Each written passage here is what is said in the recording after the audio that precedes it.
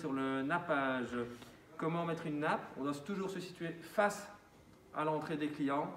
Comme ça, si jamais un client rentre dans le restaurant, on peut le voir, il ne nous voit pas de dos, et donc il ne reste pas inactif. Donc une fois qu'on est face au client, nos chaises sont mises, on prend la chaise de droite et on la met derrière. Si on est sur une table de 6 couverts, on prendra la chaise du milieu qu'on mettra derrière la chaise de gauche. On met la nappe au milieu de la table avec les plis ouverts ici en bas à gauche. Arthur va vous montrer comment on met la nappe. Donc on déplie le premier pan sur la droite. On reprend ensuite le pan qu'on amène à gauche. Comme ça on est sûr d'avoir déjà les bons pans latéraux qui doivent être identiques. On met ses mains en pistolet. Donc on met les mains comme ceci et entre chaque doigt on aura un tissu. On écarte les bras au maximum. On lâche le premier pan qu'on fait passer entre la chaise et la table. Une fois qu'on est bien mis, on lâche le pouce et on remet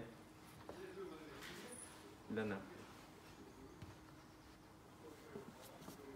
Pour lisser, on lisse avec l'extérieur de la main, pas avec la paume, puisque la paume est sale.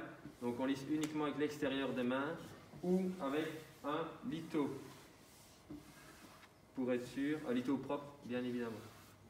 Une fois qu'on a lissé une première fois la table, on va mesurer les pans. Les pans latéraux doivent être identiques et les pans sur la longueur doivent également être identiques.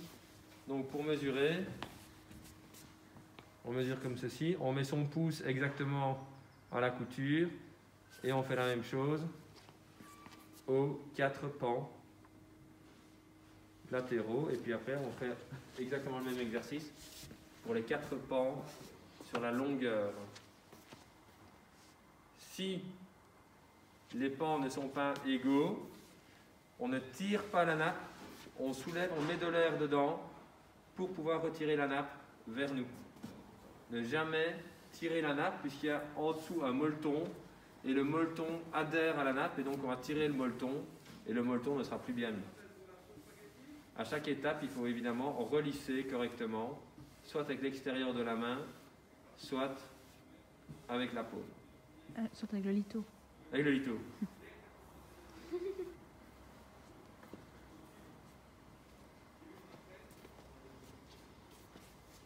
On remesure jusqu'à ce que ce soit parfaitement identique.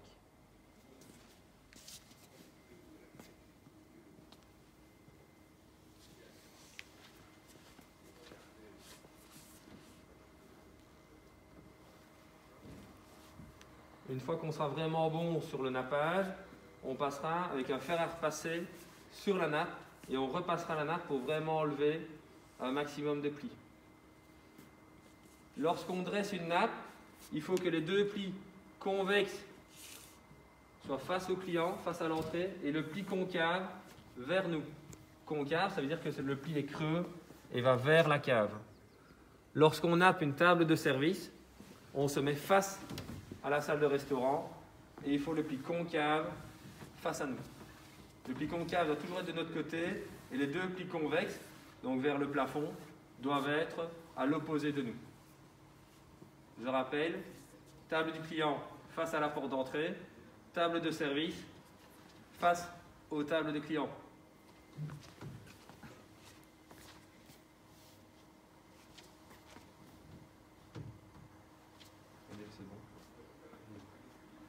Et ensuite, on remet la chaise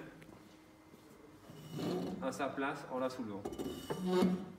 Et voilà, le nappage est terminé.